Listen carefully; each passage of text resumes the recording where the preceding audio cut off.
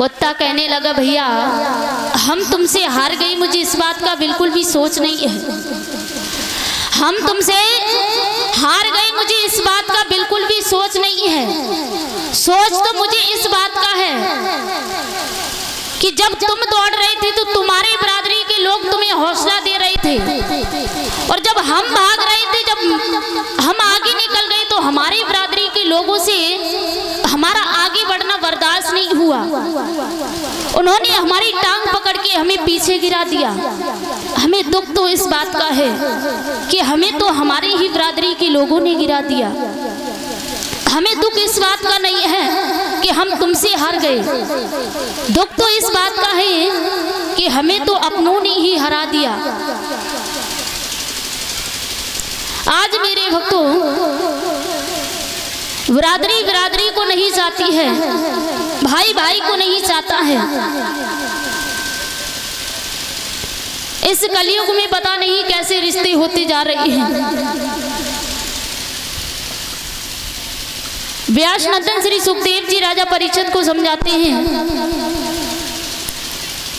हे परीक्षित, आज हम आपको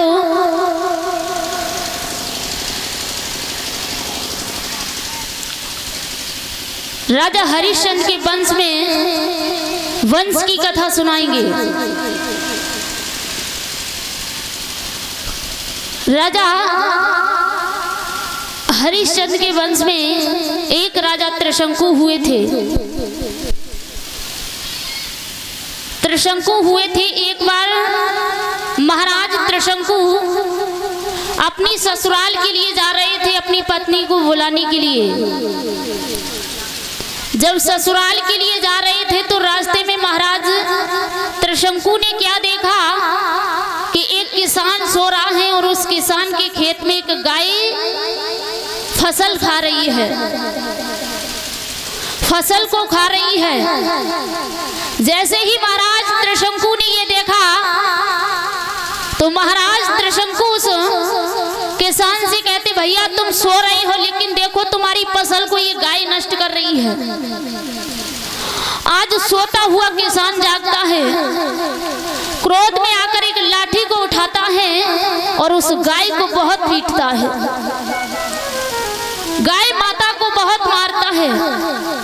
गाय माता जमीन पर गिर जाती है और क्रोध में आकर राजा त्रिशंकु को श्राप दे देती हैं कि अरे राजा, मैंने तेरा तो कुछ नहीं बिगाड़ा था, मैंने तेरा तो कुछ नहीं बिगाड़ा था, फिर तूने मेरे साथ में ऐसा क्यों किया।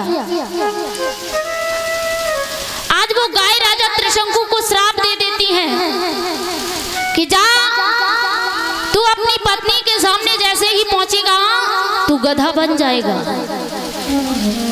तू गधा बन जाएगा। जैसे ही गाय ने ये कहा तो आज राजा त्रिशंकु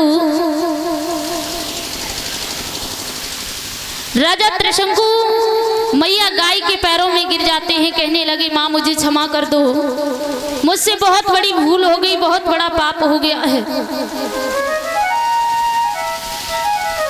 गाय कहने लगी कि अब हम श्राप तो वापस नहीं लौटा सकते हैं, लेकिन एक उपाय बता सकते हैं जिससे तुम्हारा उद्धार हो सकता है। जवाब दिया कि अगर कोई पतिव्रता स्त्री कच्चे धागे से गड़े को बांधकर अगर कुएं में से जल निकालकर तुम्हारे ऊपर डाल देगी तो तुम गधा से पुनः मनुष्य बन जाओगे, पुनः मनुष्य बन जाओगे। आज मेरे भक्तों, महाराज त्रिशंकु ससुराल के लिए चले हैं, मन में सोच रही हैं क्या करें, जाएं या ना जाएं। अगर ससुराल में जाएंगे पत्नी के सामने तो गधा बन जाएंगे। मेरे भक्तों आज ससुराल में पहुंच जाते हैं, अपनी पत्नी को महाराज त्रिशंकु ने वो बात बताई पाई थी और उसी समय महाराज त्रिशंकु गधा बन जाते हैं, गधा बन जाते हैं। जब गधा बन जाते हैं तो उनकी पत्नी ने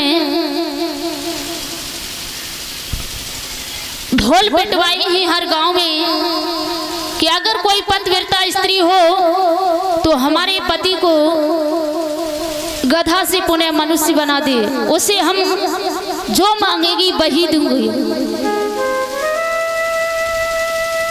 आज मेरे भक्तों दूर दूर से स्त्रियां आ रही हैं,